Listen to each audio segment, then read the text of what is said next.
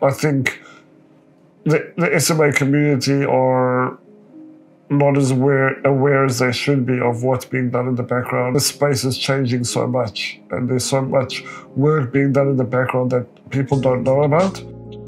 My name is Luis Castro, and I am 38 years old. I am a bit of a rebel and don't always do what people say I should do, so I enjoy having a drink at the pub with my mates, and I like to do a lot of digital things, so I do some Photoshop, I do enjoy a game of chess, and I try to expand my knowledge as often and as much as possible. In South Africa, there wasn't anything like genetic testing available. It was never offered to me before I left 3 years ago. When I was diagnosed as type 2, I felt relieved because I kind of felt like I was a tumbleweed blowing in the wind. It was really an enlightening moment because I could actually say, this is exactly what I have. It was empowering.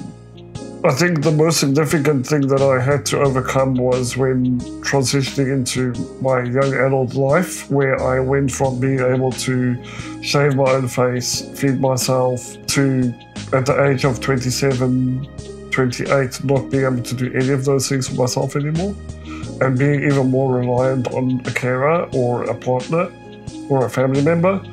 Having a reliance on other people is not always easy. So I have a personal care assistant who's with me during the day. You have to kind of get used to having someone around all the time, and that's not always conducive for dating and wanting to go for interviews. So I did a lot of work on myself in accepting, acknowledging, and finding my strengths and using them to my advantage. I didn't know how to go on treatment. I had to go to peers that I found on social media.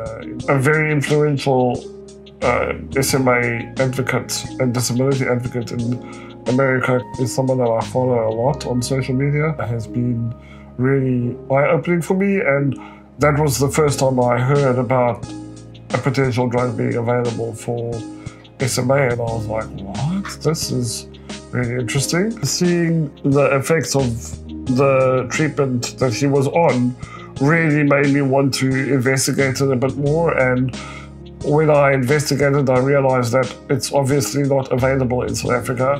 But when it transitioned to other countries, I realized, okay, here's an opportunity.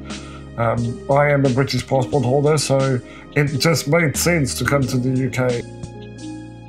From when I got my genetics official diagnosis of type 2 SMA, it took 7 months-ish for me to get onto treatment. I have been on treatment for just under a year and a half now. So since starting treatment, there's been quite a lot of changes, if I'm honest, and not changes that people would think. So I haven't gotten a six-pack or been able to do things that I no longer could do previously. Eat more, and I can sustain myself longer in activities. I'm not really, I guess, fatiguing as quickly as normal, and I'm also breathing better, I'm swallowing better. I can actually finish a full meal. My family have really kind of seen things that I didn't actually. So like my grip, it wasn't myself realizing that, it was my partner telling me that I had a stronger grip. They've definitely commented on my energy levels and the fact that I'm doing so much, you know, being able to sustain 4 different jobs is not something that I would have been able to do pre-treatment. My overall general health has improved as well. You know, I'm not getting as sick as badly as I used to. If you think about the purpose of treatment, it's not to cure you. It's to allow you to live a full life. So why would you not take that leap of faith? If there are any other adults out there who are still on the fence or have doubts about treatment, I would say, what have you got to lose?